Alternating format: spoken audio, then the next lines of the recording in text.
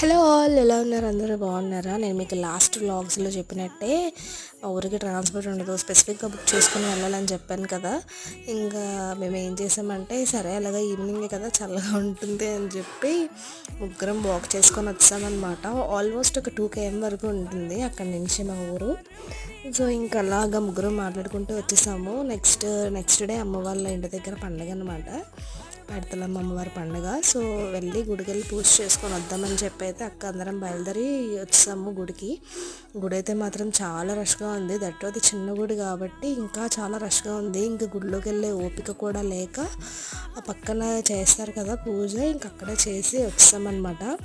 And one more thing ఏంటంటే, దీపాలు అవి పెట్టేటప్పుడు ప్లీజ్ చున్నీలు జడలు అవన్నీ కొంచెం చూసుకొని పెట్టండి దీపాలు అవి. ఇంకా కొబ్బరికాయ అది కొట్టేసి ఇంకా ఇంటికైతే వెళ్ళిపోయామన్నమాట. లైక్ చేసి సబ్స్క్రైబ్ చేసుకోవడం మర్చిపోవద్దు. Bye bye.